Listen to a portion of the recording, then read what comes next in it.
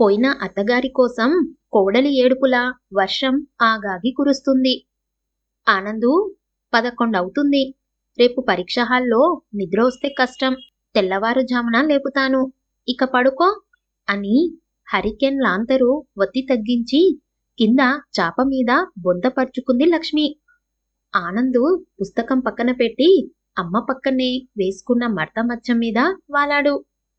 ఇంత కష్టపడి చదువుతున్నావు, పెద్దయ్యాక ఏమవుతావురా అడిగింది చూరులోంచి ఆకాశం వైపు చూస్తూ. అలా చూసినప్పుడు ఆకాశం అప్పుడల్లా వెండి మేఘాల్లా ఒత్తుల్లా కనిపిస్తే అది ఆమెలోని భావుకాతరహిత్యం కాదు. బతుకు తెరువుకి రోజు 12 గంటలు అవే చెయ్యటం వల్ల వద్దన్నా గుర్తొచ్చే అధిక పని ప్రభావం. ఏమవుతానో చెప్పలేను కానీ ఏం చెయ్యాలనుకుంటున్నానో చెప్పగలనమ్మా. ఏంటో అది? ఉత్సాహంగా కొడుకు వైపు తిరిగి అడిగింది లక్ష్మి. నీ పుట్టినరోజు గ్రాండ్గా చెయ్యటం, ప్రైస్ ట్యాగ్ చూడకుండా నీకు నచ్చిన చీర కొనటం, ఒక్కసారైనా నిన్ను విమానం ఎక్కించటం. ఆ మాటలు వింటుంటే వాడు 3 నెలల పసిగుడ్డుగా ఉన్నప్పుడు యాక్సిడెంట్లో పోయిన భర్త గుర్తుకొచ్చాడామెకి. అతను కూడా అంతే ప్రేమగా మాట్లాడేవాడు. వర్షించే కళ్ళు కొడుకు పరీక్షలకి అడ్డం కాకూడదని అటు తిరిగింది లక్ష్మి. ఆ క్షణం వాళ్ళిద్దరికీ తెలియదు. ఒకసారి కొడుకు పెళ్ళయ్యాక ఇలాంటి చిన్న చిన్న విషయాలపై కూడా నిర్ణయాధికారం థర్డ్ పార్టీ చేతుల్లోనే ఉంటుందని. నాన్న బంగారం, నువ్వు పంపిన కుర్తీ అందిందిరా. నా సైజు, నాకిష్టమైన కలర్ నీకెలా తెలిసాయి నాన్నా? ఇక్కడ ఉన్నారు కొంతమంది. ఎందుకు? అన్నీ చేయించుకుంటారు కానీ కనీసం హ్యాపీ బర్త్డే అని చెప్పటానికి కూడా నోరు రాదు వాళ్ళకి. టైంకి తిను నాన్నా. పొడుళ్ళు పచ్చళ్ళు ఏవైనా కావాలంటే చెప్పు, కొరియర్ చేస్తాను.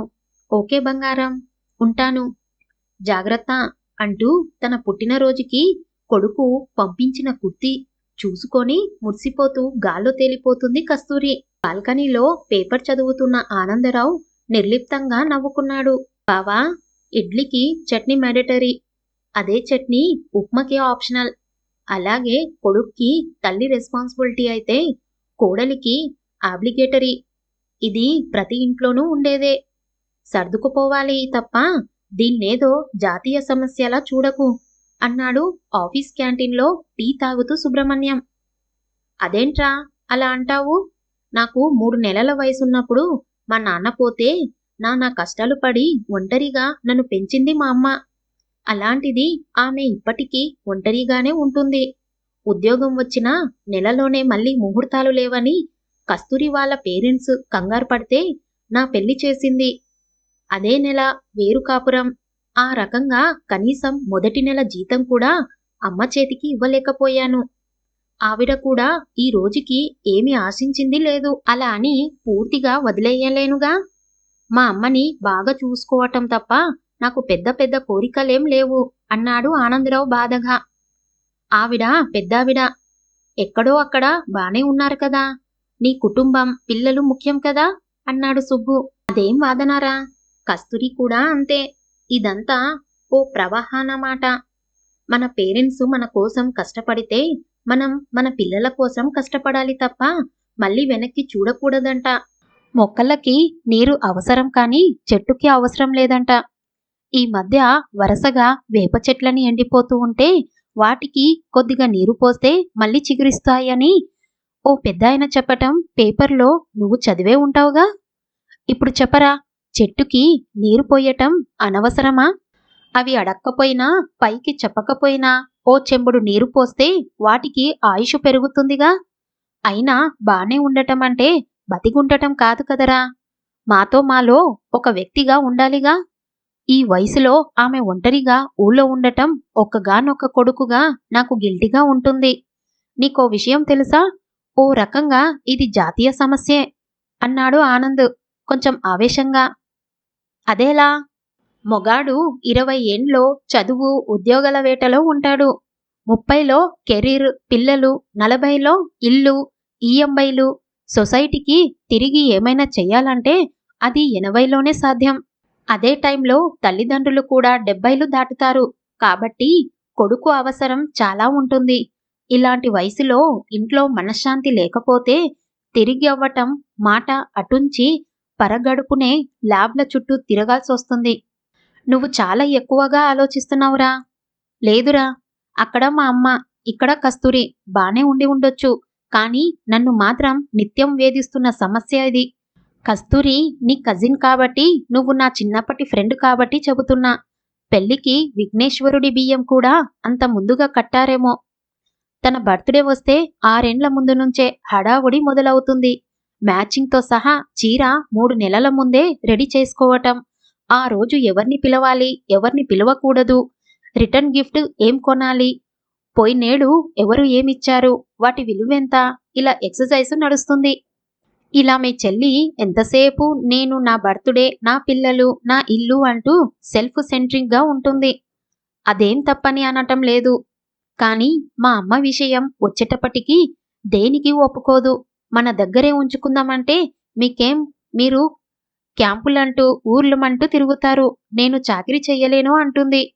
పండక్కో పుట్టినరోజుకో ఓ చీర కొనాలంటే ఇంత అని ఆ ధర దాటకూడదు. కనీసం ఎల్టీసీలోనైనా అమ్మని ఒకసారి విమానం ఎక్కిస్తాను అంటే నేను రాను, కావాలంటే మీరు వెళ్ళండి అంటుంది. తనకి ఇష్టం ఉండదని తెలిసి అమ్మే నేను రాలేన్రా అంటుంది. అమ్మ పుట్టినరోజు ఒక్కటైనా సర్ప్రైజ్‌గా జరుపుకుందామంటే నేనంటే చిన్నదాన్ని. పెద్దావిడ, ఆవిడకెందుకు ఇలాంటివి అంటుంది. బంగారం మా అమ్మ పేరులోనే కానీ ఒంటి మీద చూసిందే లేదు. ఇంతవరకు మా అమ్మకి 1 గ్రామ్ బంగారం కొన్నది లేదు. అదేమంటే ఆవిడకెందుకు ఈ వయసులో అంటుంది అన్నాడు ఆనంద్. మంచినీళ్లు కొద్దిగా తాగి గ్లాస్ టేబుల్‌పై పెడుతూ. బావా, నువ్వు చెప్పింది నాకర్థమవుతుంది. చిన్నప్పుడు ఎక్కువగా మా బాబాయ్ వాళ్ళింట్లోనే ఉండేవాణ్ణి. కస్తూరి గురించి నాకు బాగా తెలుసు. కస్తూరి పుట్టినప్పుడు ఏడవలేదు. డాక్టర్లు తలకిందులుగా తిప్పి గిల్లినా సరే ఏడవలేదు. కంగారు పడ్డారు.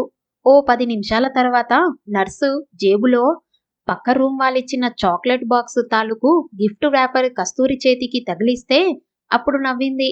అందరూ హాయిగా ఊపిరి తీసుకున్నారు. లేక పుట్టిన పిల్ల కావటంతో మొదటి బర్త్‌డే చాలా గ్రాండ్‌గా చేశారు. అంతమంది ఒక్కసారిగా కొట్టిన చప్పట్లు ఆమె మనసులో బలంగా నాటుకుపోయాయి. ఆ తర్వాత ప్రతి పుట్టినరోజు అంతే గ్రాండ్‌గా జరిగింది. వాళ్ళింట్లో కస్తూరి వీఐపీ అయ్యింది.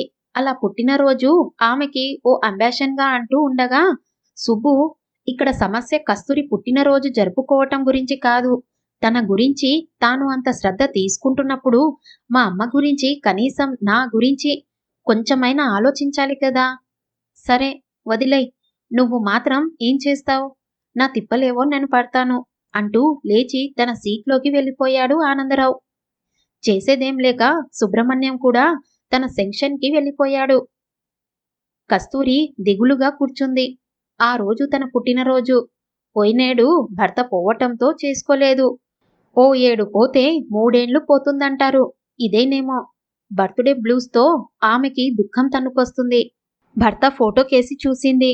నవ్వుతున్నాడు. బాగయిందనేనేమో. పిల్లలిద్దరూ ఫోన్లు చెయ్యలేదు. గిఫ్టులేవీ పంపలేదు.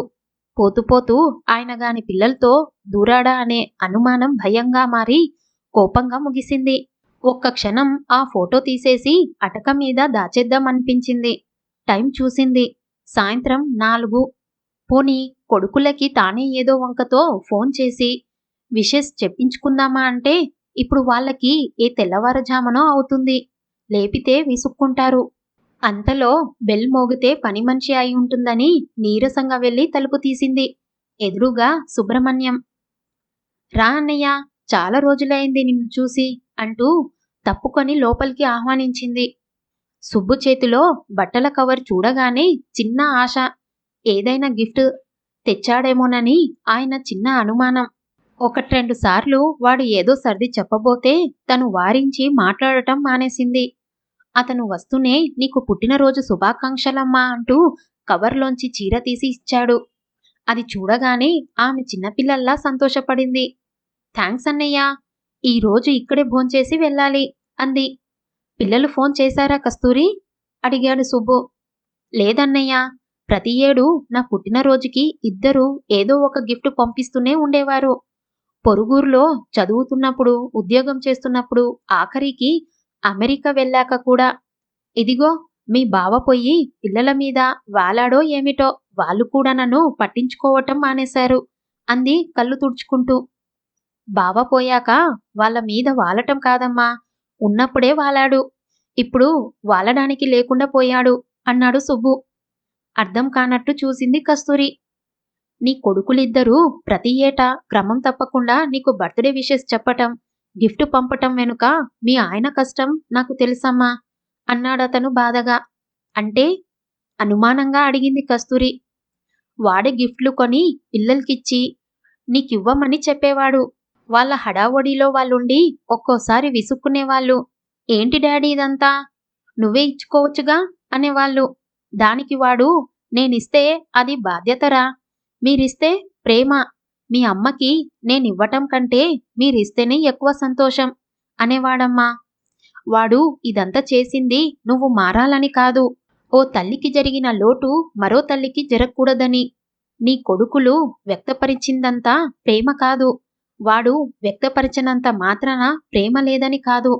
అనారోగ్యంలో కూడా పిల్లలతో మీ అమ్మ వంటి బోలా మనిషి జాగ్రత్త చూసుకోండిరా అని చెప్పేవాడు. తను పోతే పిల్లలు పట్టించుకోరేమోనని ప్రతి ఏడు నీ పుట్టినరోజుకి గిఫ్ట్ అందజేయమని నాకు పురామాయించేవాడు. నువ్వు మాత్రం ఎప్పుడు వాడి గురించి ఆలోచించలేదు.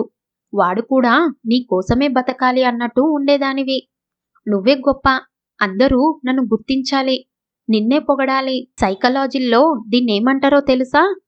నర్సిస్టిక్ పర్సనాలిటీ డిజార్డర్. ఇదొక సమస్య. దీనివల్ల ఇతరులు బాధపడతారు అన్న విషయం కూడా నీకు తెలీదు. చెప్పడానికి ట్రై చేస్తే వినవు. దీనివల్ల నువ్వు అదనంగా సాధించింది ఏమీ లేదు. నువ్వు అతని తల్లికి గోరంత చెయ్యనివ్వకపోయినా నిన్ను నెత్తిన పెట్టుకునే చూసుకున్నాడు. నీకు మాత్రం సౌమ్యంగా ఉండేవాడన్నా, కొడుకు ఇబ్బంది పడకూడదని నోరెత్తని ఆవిడన్నా ఎప్పుడు లోకువే. ఇవేవి నీకు చెప్పొద్దన్నాడు వాడు. కాని ఇప్పుడు కూడా నువ్వు వాడి మీద నిందలు వేస్తుంటే ఉండబట్టలేక చెప్తున్నానమ్మా. ఉంటాం తల్లి అంటూ భోజనానికి ఉండమన్నా వినకుండా టీ మాత్రం తాగి వెళ్ళిపోయాడు సుబ్బు. అతను వెళ్ళాక కస్తూరి సోఫాలో కూలబడి భర్త ఫోటోకేసి చూసింది. ఆనందరావు నవ్వుతున్నాడు. అతని నవ్వు తెల్లగా ఉంది. అయితే అది పౌర్ణమి చంద్రుడు వెదజల్లిన వెన్నెల్లా లేదు.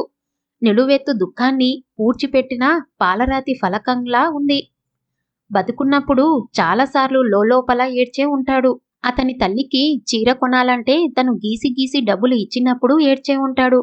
4 రోజులు ఉందామని కొడుకింటికొచ్చిన అత్తగారు ఉదయాన్నే ఎదురుపడినందుకు తను విసుక్కుంటే తన వెనుకే ఉండిపోయి ఏమీ అనలేక అతను ఏడ్చే ఉంటాడు. తల్లికి జత గాజులు చేయిస్తానంటే ఎక్కడ ఆవిడ తదంతరం దగ్గర చుట్టాల్లో ఆడపిల్లలకిచ్చేస్తుందోనని తను పేచిపెట్టి మరీ ఆపినప్పుడు అతను ఏడ్చే ఉంటాడు. మొక్కజొన్న పొత్తుల్ని కుంపట్లో కాల్చినట్టు తను అతన్ని కాల్చుకు తింటుంటే ఏమి చెయ్యలేక నిస్సహాయంగా ఏడ్చే ఉంటాడు. కస్తూరికి గుండెల్లోంచి దుఃఖం తన్నుకొచ్చింది. పొగిలి పొగిలి ఏడ్చింది. మనసులోని చీకటిని అశాంతం కడిగేసేలా ఏడ్చింది. ఓ నిర్ణయానికొచ్చాక ఆ రాత్రి ఆమె ప్రశాంతంగా పడుకుంది. గత కొద్ది రోజులుగా పోస్తున్న నీరు పుణ్యమా అని ఇంటి ముందు ఎండిపోయిన వేప చెట్టు మళ్ళీ చిగుర్లా పెట్టింది. ఎందుకమ్మా నాకీ వయసులో ఈ పుట్టినరోజు హడావిడి? ఇంతింత ఖరీదు పెట్టి చీరలు, పైగా విమానంలో కాశీ ప్రయాణం ప్రోగ్రాము ఒకటి పెట్టావు. ఇంత ఖర్చు దేనికిప్పుడు? మోమాటంగా అడిగింది లక్ష్మి. కస్తూరి నవ్వి ముడతలు పడ్డ అత్తగారి చేతిని తన చేతిలోకి తీసుకుంది. ఆ స్పర్శలో కొడుకుని తముడుకుంది లక్ష్మి. ఫోటోలో ఆనందరావు నవ్వుతున్నాడు. ఆ నవ్వు కిటికీలోంచి పడే వెన్నెల్లా చల్లగా ఉంది.